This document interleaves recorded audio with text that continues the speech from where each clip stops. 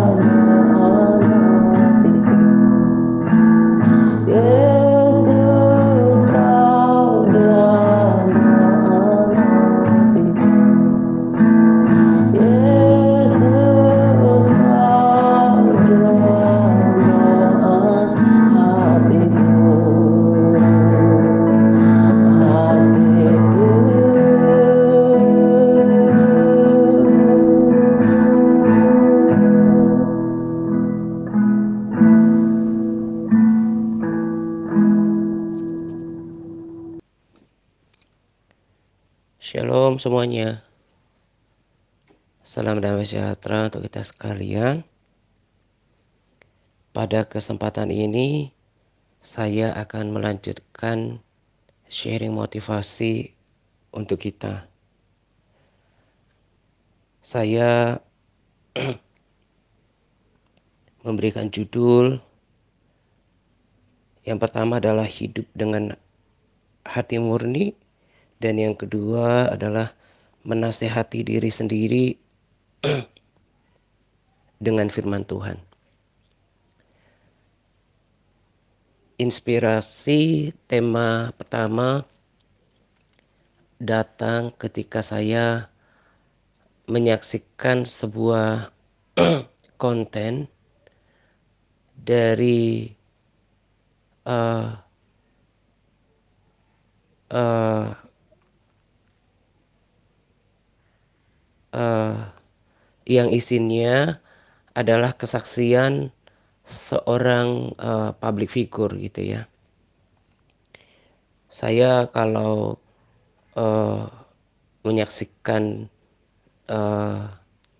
konten-konten yang sifatnya hiburan yang pada umumnya datang dari yang narasumbernya itu adalah public figure. Kalau memang public figure ini teladan, panutan gitu ya, berita tentang dirinya itu positif, saya suka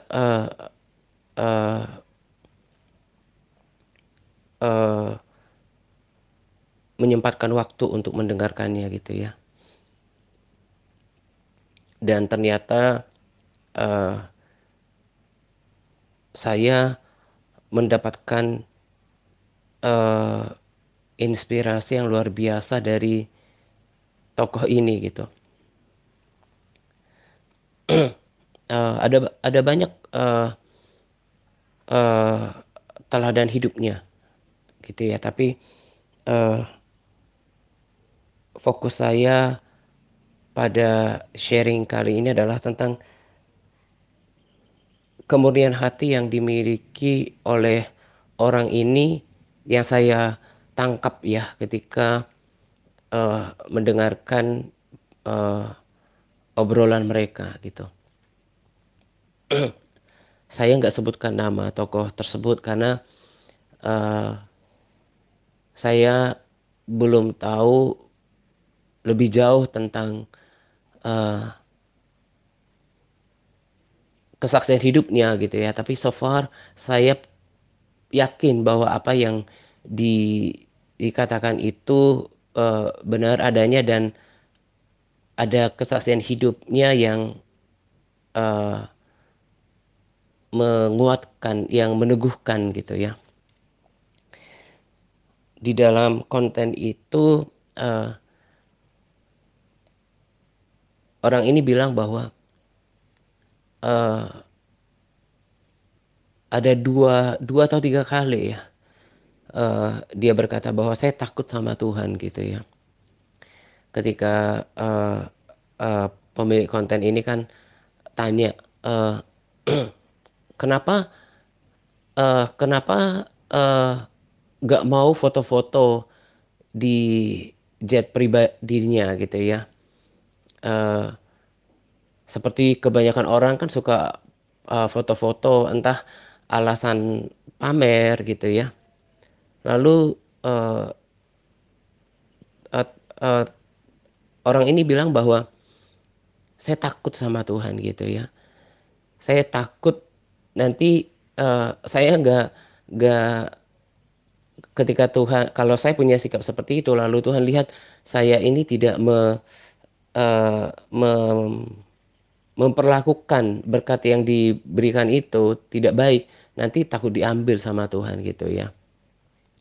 Lalu dengan dengan eh, dengan bercanda, si pemilik konten ini tanya gini, ini asli nggak sih semuanya gitu ya, tentang fisiknya gitu. Kembali dia berkata bahwa iya asli semuanya gitu ya, nggak ada yang eh, eh, yang di operasi plastik gitu ya. Karena dia bilang saya takut sama Tuhan gitu.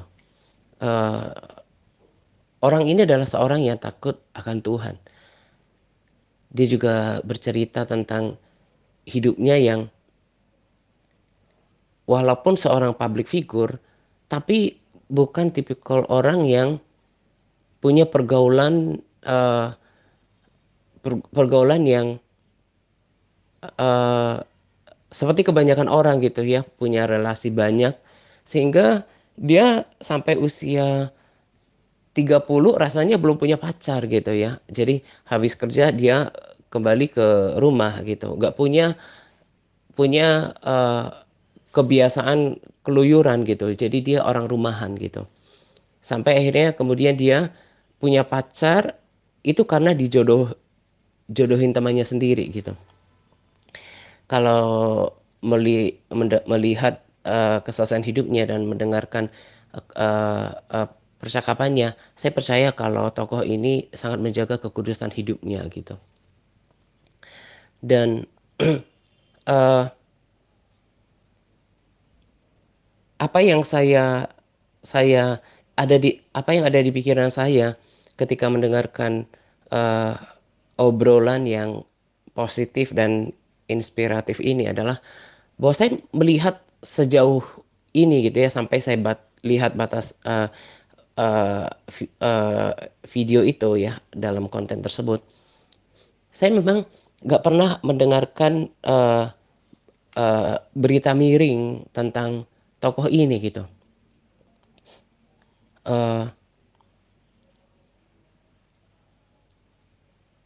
saya nggak banyak menyaksikan eh, dunia hiburan sesungguhnya terlebih belakangan ini. Tapi dengan sekarang banyaknya konten kan orang konten tentang eh, eh, menghadirkan para tamu-tamu baik mereka dari eh, dunia politik ataupun hiburan itu kan jadinya menjadi eh, sangat banyak di mana-mana tentang panggung seperti ini, konten seperti ini. Jadi karena banyak jadi mudah ditemukan apalagi ketika mereka promosikan lewat halaman gitu ya.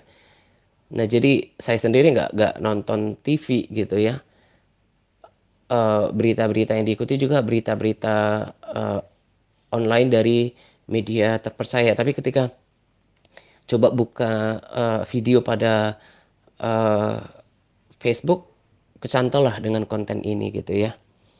Eh, Akhirnya saya coba dengarkan gitu.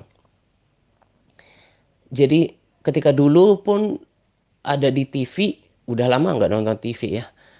Saya eh, ada beberapa kali lihat tentang berita orang ini positif ya. Jadi sikap hidupnya itu eh, positif, tapi nggak juga rohani sekali gitu. Nggak juga rohani sekali. eh, Cukup biasa gitu. Tapi apa yang saya dapatkan adalah eh, sikap hidupnya. Dia bercerita pada konten bahwa 25 tahun dia eh, 25 tahun eh, eh, dia punya impian dan dibawa dalam doa terus. Itu waktunya cukup lama gitu. Bahkan setelah sudah menemui eh, usia yang harusnya punya pacar kali ya, kurang lebih seperti itu. Dia berdoa kepada Tuhan untuk pacar gitu ya. Dia berdoa kepada Tuhan.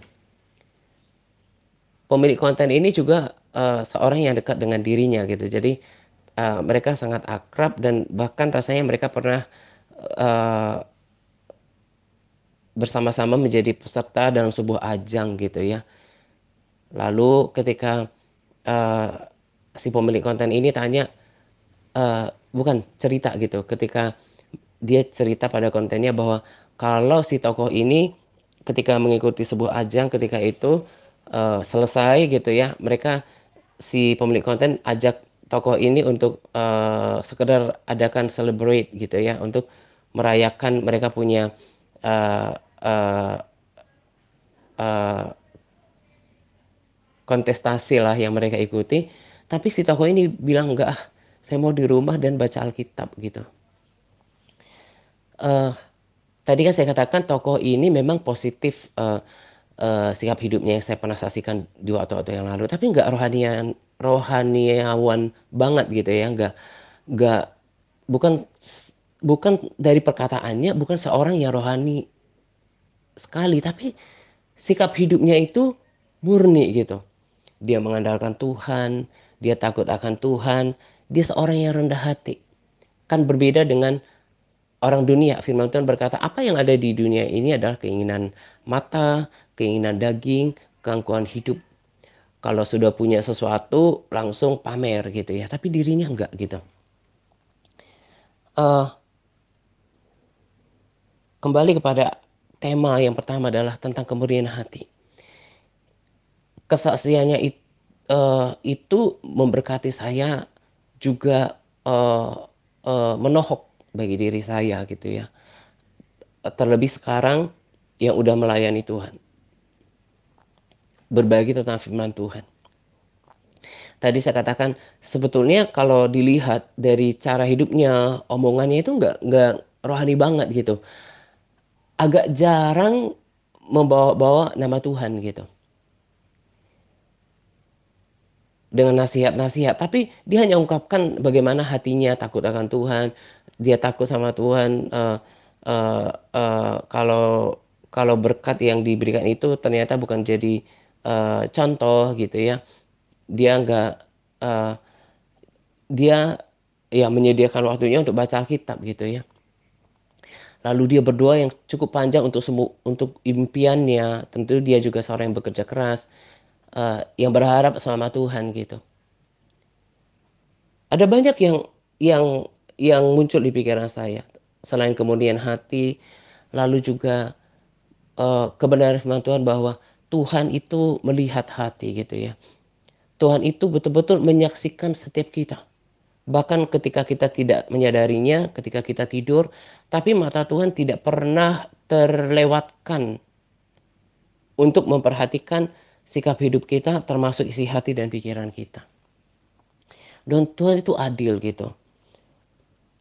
eh, Kalau hati orang itu tidak bengkok, Tuhan lebih lagi gitu ya, akan sangat eh, fair, adil terhadap seseorang karena Tuhan nggak pernah berhutang gitu.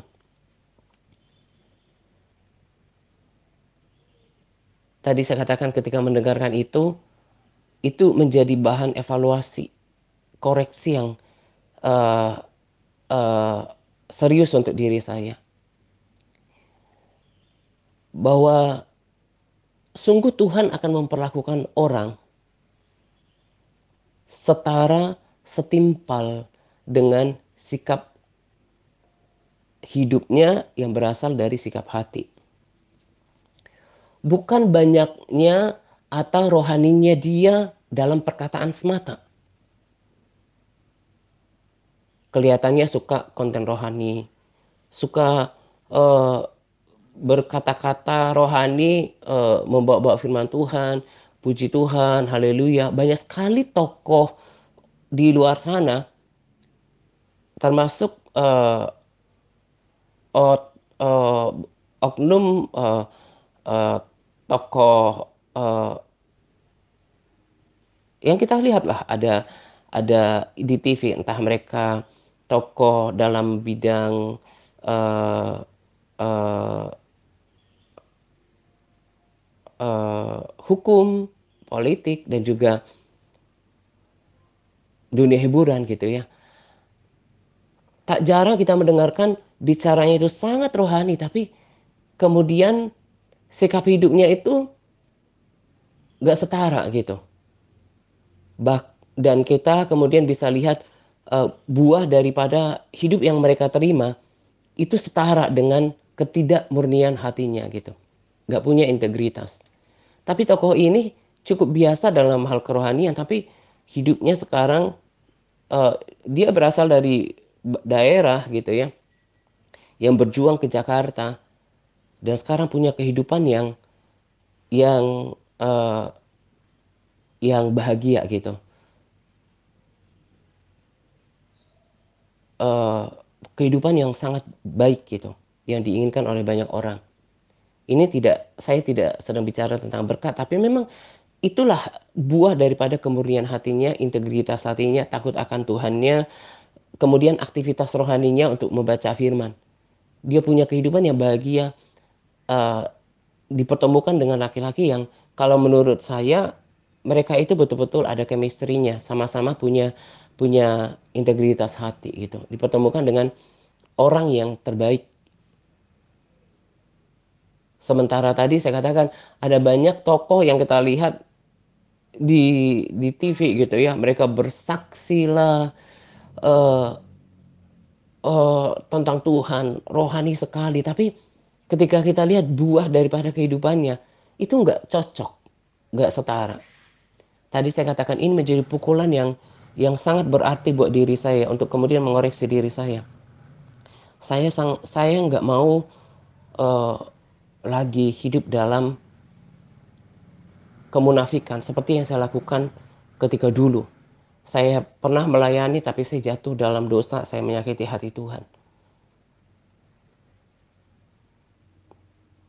Saya mau pakai sisa waktu yang ada, hidup dalam integritas hati, hidup dalam kemurnian. Jangan saya suka mendengarkan kesaksian, membaca tentang kesaksian surga dan neraka, konten rohani, berbagi, tapi bertolak belakang dengan dengan sikap hidup saya tidak tidak tidak sesuai dengan kemurnian hati saya gitu. Daud adalah seorang yang menjaga kemurnian hatinya. Paulus juga seorang yang menjaga kemurnian hatinya. Nanti baca pada Capas. Tuhan itu menonton, menyaksikan kita. Tak sedetik pun, bahkan eh, sekian detik pun terlewat dari pandangannya. Tuhan mengerti isi hati dan pikiran kita. Tuhan lebih tertarik ketika kita punya integritas hati. Ketika kita punya kemudian hati lebih daripada perkataan kita. Justru adalah sebuah kemunafikan dan menjijikkan bagi Tuhan. Ketika perkataan kita seolah sangat rohani, kita beribadah sangat rohani di gereja yang beraliran roh, tapi kita nggak punya kualitas hati yang murni, nggak punya integritas hati. Tuhan itu Tuhan yang adil.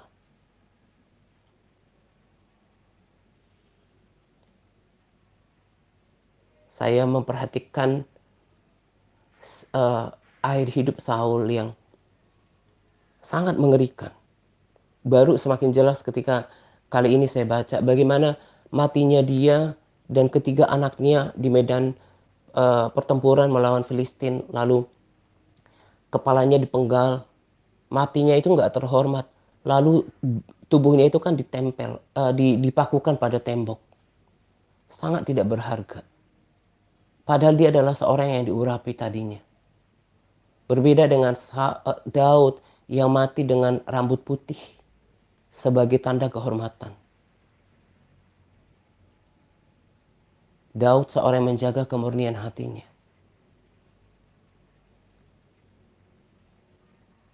Sementara Saul tidak. Semua itu menimpa Saul karena tidak menjaga hatinya. Yang ditimbulkan dengan tindakannya yang tidak mendengarkan firman Tuhan. Jadi sangat sangat sangat mengerikan ketika kita tidak hidup dalam firman Tuhan. Saya berbagi itu semuanya dari lebih daripada kesaksian hidup saya, lebih daripada segala sesuatu yang memotivasi diri saya untuk saya bagikan kepada orang-orang yang saya layani. Contoh sederhana misalnya, saya bagikan instrumen eh, rohani kan, karena itu sangat memberkati saya gitu ya. Saya Saya nggak tahu apakah di antara para sahabat atau saudara juga memiliki kesukaan terhadap piano gitu ya. Tapi kebanyakan orang sih suka dengan piano gitu ya dan gitar gitu. Karena saya juga ingin setiap kita merasakan hadirat Tuhan. Hadirat Tuhan itu lebih penting daripada banyak berkata-kata dalam doa. Jadi ketika saya mendengarkan lagu itu, saya lebih lama duduk di hadirat Tuhan, saya berkata-kata, saya memuji Tuhan. Saya katakan, Tuhan, aku sangat mengasihimu. Saya memuji Tuhan atas kebesarannya gitu ya. Masuk dalam hadirat Tuhan dengan hati yang murni. Itu yang saya bagikan. Jadi gak asal dibagi tanpa uh, tanpa tujuan, tanpa motivasi, tanpa maksud gitu. Saya kayak sekarang saya bermaksud membagikan sesuatu yang memotivasi, mengoreksi diri saya dengan harapan setiap kita juga menjadikannya evaluasi. Miliki hati nurani yang murni. Karena firman Tuhan juga katakan bahwa uh, dengan apakah seorang muda uh, bukan, sorry, bukan yang itu. Uh, Siapakah yang boleh naik ke gunung Tuhan? Itu kan mereka yang hati nuraninya bersih, hati nuraninya murni, yang tangannya bersih, hati nuraninya murni, hatinya bersih. Jadi memiliki hati nurani yang murni itu adalah sebuah keharusan, sesuatu yang harus diupayakan, dan itu modal untuk ketemu Tuhan justru. Berbahagialah orang yang murni hatinya, karena mereka akan melihat Tuhan. Kalau orang yang murni hatinya itu kan akan terkonfirmasi, akan bisa dikatakan hatinya murni ketika hati, perkataan, pikiran, perkataan dan perbuatan sejalan kan. Berarti nggak ada kemunafikan di sana gitu.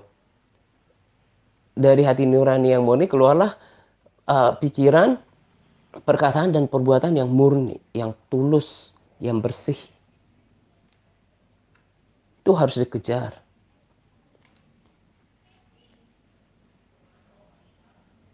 Sesungguhnya Tuhan itu baik kepada orang yang tulus hatinya, yang murni hatinya, kata firman Tuhan.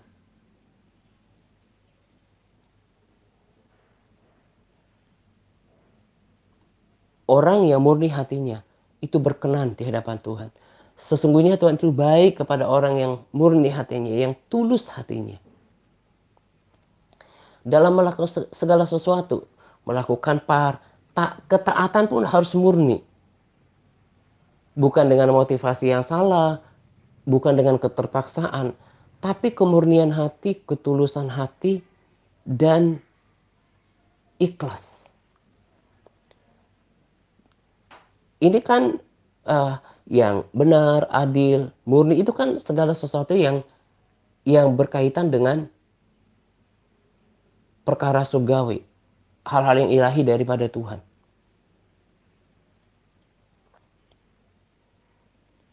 Tuhan gak pernah berhutang kepada orang yang murni hatinya. Itu yang saya perjuangkan dalam hidup. Bagaimana saya berkenan kepada Tuhan. Itu kan yang dilakukan oleh Daud pada rekomendasi video dibagikan juga. Tempo hari kalau perhatikan. Daud berusaha untuk mencari perkenanan Tuhan. Kalau baca kisahnya, bagaimana Tuhan membuat tidur Saul, pengawalnya, dan para tentaranya ada di dalam firman-Nya, baca di kitab Samuel. Untuk menguji hati Daud. Apakah Daud menggunakan kesempatan itu untuk menghabisi Saul pada saat kedua kali Tuhan menyerahkan dirinya.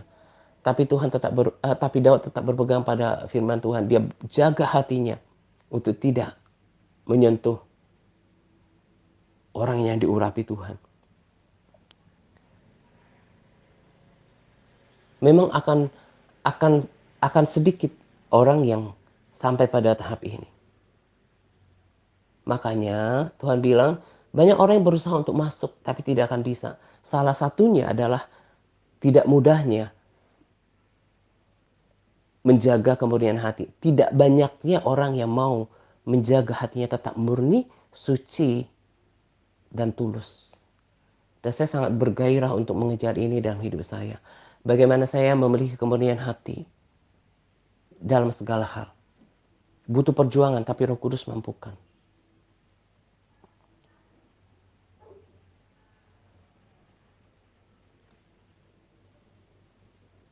Dan bagaimanakah kita menjaga hati nurani yang murni?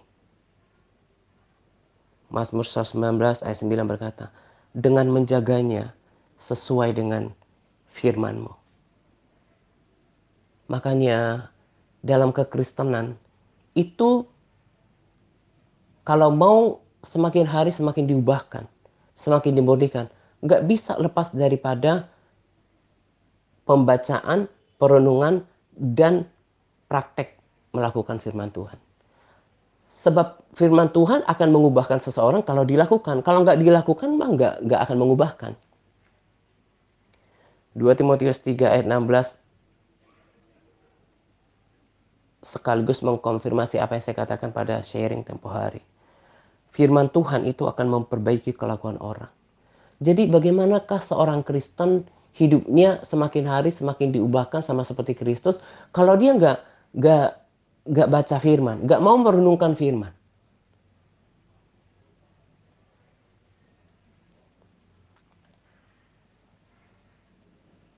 Ini yang juga saya maksudkan pada tema yang kedua.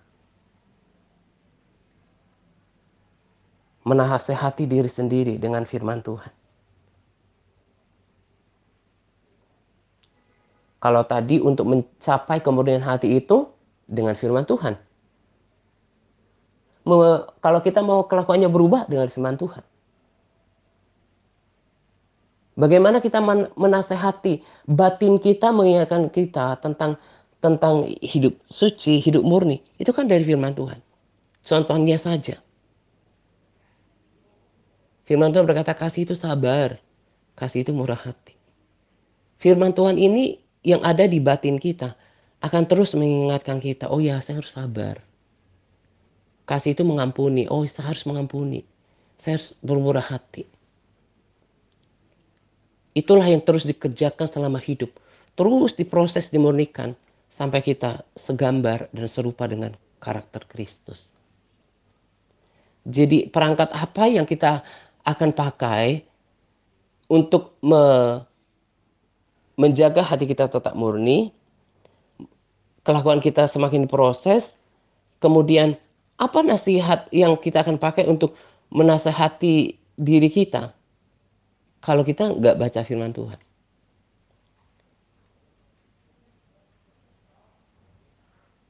Saya berharap setiap orang yang mendengarkan sharing ini semakin ngerti. Kalau kekristenan dijalankan tanpa membaca, merenungkan, dan melakukan firman Tuhan, itu tidak akan membawanya pada perubahan karakter, pada kemurnian hati, pada kedewasaan rohani. Dan bukan cuma tahu, tapi harus direnungkan, ditanamkan di dalam batin, dan dipraktekkan. Dan firman yang dilakukan itu akan membangkitkan damai sejahtera yang luar biasa di dalam diri kita. Dan kita semakin tidak berjarak dengan Tuhan. Karena firman Tuhan juga berkata bahwa Tuhan bergaul karib dengan orang yang takut akan Dia.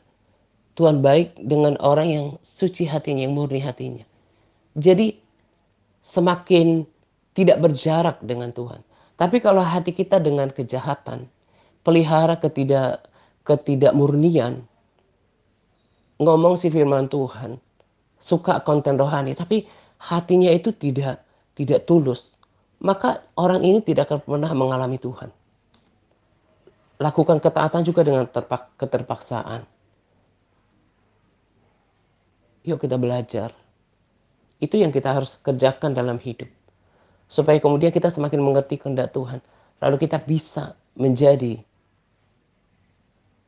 suratan yang terbuka. Kita menjadi ambassador. Kita menjadi duta Tuhan bagi dunia ini. Kita akan terlihat terangnya. Kita akan terlihat bedanya. Kita akan bisa menggarami. Dan itu yang menyenangkan hati Tuhan. Hidup yang seperti ini yang menyenangkan hati Tuhan. Bukan suka konten rohani tapi nggak dilakukan. Kelihatannya rohani, omongannya itu kayaknya rohani banget, ngeroh gitu. Tapi hatinya nggak murni. Apalagi melayani tapi hatinya nggak murni. Itu ya saya percaya itu menjengkelkan hati Tuhan. Nggak tertarik dengan seperti itu.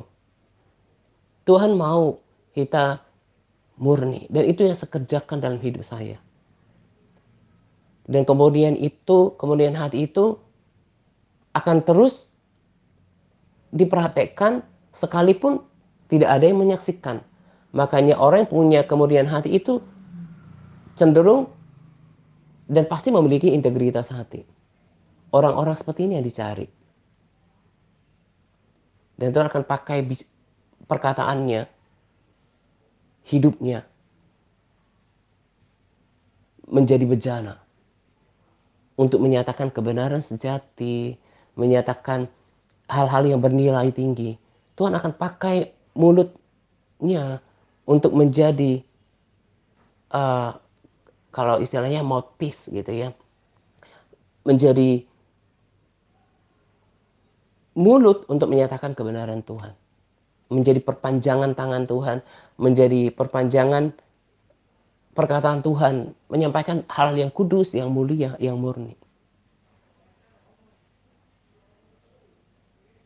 Desire, hasrat yang seperti ini yang membuat kekristenan saya itu, pengejaran akan Tuhan saya itu terus bergairah gitu, bersemangat. Karena saya bersemangat untuk itu dan bagaimana saya membahasakannya ya, itu membangkitkan, menghidupkan roh saya. Makanya nggak ada kata lelah dalam mengejar keserupaan dengan Kristus. Apalagi dengan instrumen yang saya sedang praktekkan itu menambah kedekatan dengan Tuhan gitu. Sekalipun belum sampai pada tahap saya melihat wajah Tuhan, tapi hadiratnya itu sudah lebih daripada cukup. Membuat hati tenang. Selalu ada hasrat untuk bagaimana berkenan kepada Tuhan gitu. Orang Kristen, orang percaya yang memiliki pengertian seperti ini akan terus uh, akan terus menyala gitu. Sebab ada yang dikejar, yaitu Tuhan yang paling berharga dari segala sesuatu. Dan saya tambahkan di sini, ketika tadi pagi saya mencari lagi, ketika bangun saya mencari lagi ayat untuk direnungkan. Kalau pas doa saya udah renungkan satu ayat juga. Betapa saya sulitnya untuk merenungkan ayat firman Tuhan itu kalau belum hafal at least 80%. Jadi saya mau katakan, pelayanan ini, komunitas ini bukan komunitas yang aneh. Pakailah logika setiap kita. Bagaimana kita bisa merenungkan firman kalau kita nggak tahu? Bagaimana mungkin kita menasehati diri kita dengan firman, tapi kita nggak tahu betul dengan firman itu. Itu yang membuat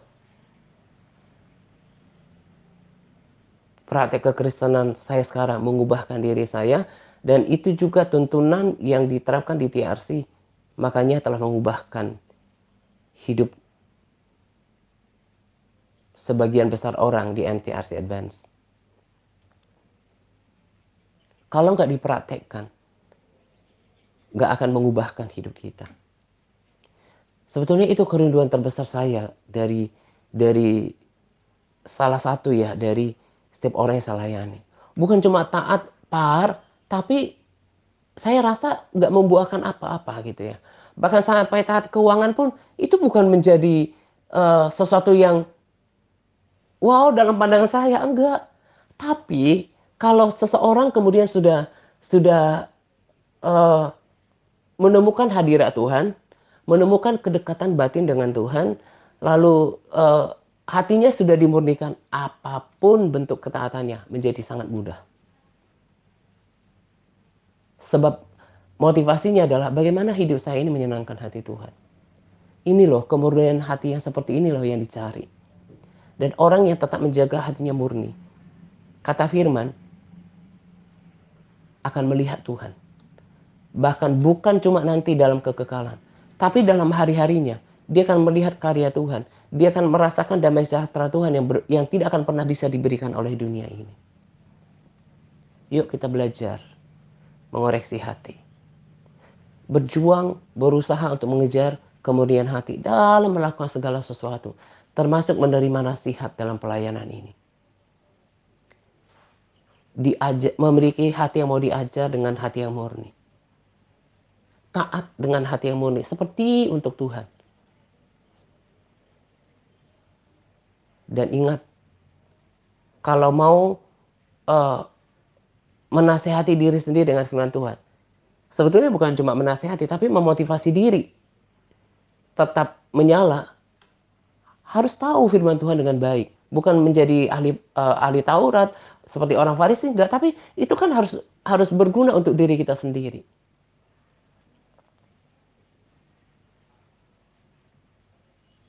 Jadi nggak benar orang Kristen hidup maksud saya adalah nggak benar orang Kristen menjalankan kekristenannya tanpa pergaulan yang erat dengan firman Tuhan, nggak merenungkannya, apalagi melakukannya. Itu nggak benar. Makanya tak heran, sudah berpuluh tahun jadi orang Kristen, usianya sudah hampir habis jatah hidupnya di dunia ini. Tapi dia tidak punya pengenalan Allah yang baik. Tidak punya kesaksian yang hidup. Tidak punya aliran hidup di dalam dirinya. Hanya cuma berkelas Kristen yang baik. Tuhan nggak cukup seperti itu, cuma seperti itu. Lebih daripada itu, kita memberikan kesaksian yang hidup karena kesaksian kita dengan Tuhan. Kalau dengarkan peringatan hari ini, bagi setiap hati yang memiliki kerendahan hati, masih ada kesempatan untuk memperbaiki segala sesuatunya. Tuhan itu hanya melihat hati. Alkitab bilang seperti itu. Tuhan itu melihat hati. Nah, hati nurani yang baik ini, yang terjaga, yang murni inilah kemudian mengeluarkan pikiran yang murni, perkataan yang murni, perbuatan yang murni. Tuhan berkenan dengan orang yang murni hatinya.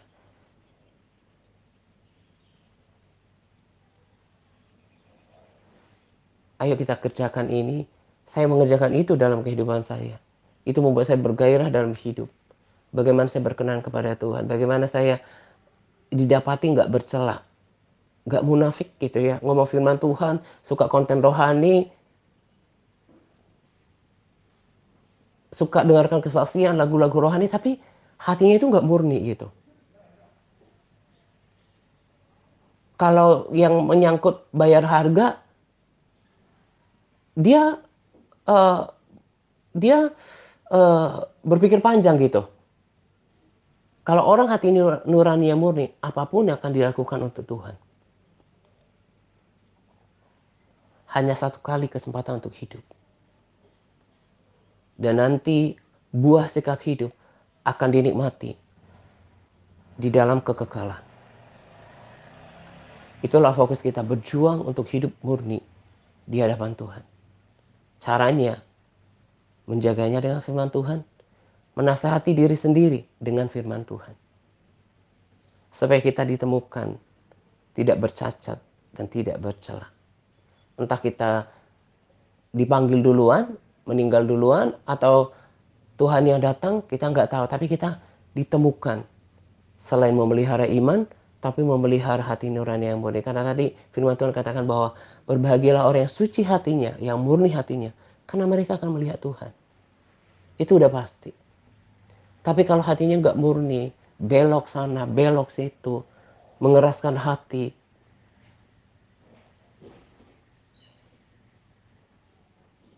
menolak untuk taat, selalu yang di masih punya ego yang tinggi, kedagingan gitu ya, nggak betul-betul hatinya itu rela, itu tidak mungkin berkenan kepada Tuhan. Kiranya apa yang saya bagikan pada sesi motivasi ini terus memotivasi kita untuk mengejar perkenanan Tuhan. Salah satunya adalah memiliki hati nurani yang murni, yang tulus, yang suci. Dan itu hanya akan terjadi ketika kita berkomitmen, bertekad untuk menjadi pelaku firman Tuhan. Hidup kita akan diubahkan, kelakuan kita akan diubahkan hari demi hari.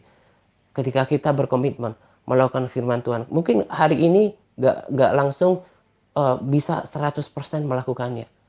Tapi dengan komitmen yang terus-menerus diubahkan, kita akan semakin hari semakin segambar dan serupa dengan karakter Kristus. Ini saja yang saya mau bagikan pada kesempatan ini. Saya sangat menikmatinya. Saya sangat bersuka untuk firman Tuhan yang hebat gitu ya, yang murni. Karena ini akan memberikan janji bagaimana kita akan ketemu dengan Tuhan. Dengan cara hidup yang seperti inilah kita akan melihat Tuhan.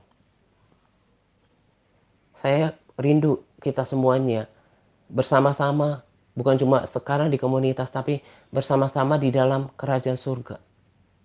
Melihat Tuhan dengan kemuliaan hati. Selamat menjelang 2 pagi untuk kita sekalian. Semangat berpuasa kepada all MTRC yang terus bersemangat dalam berpuasa. Semangat par. Tuhan Yesus memberkati kita senantiasa. Amin.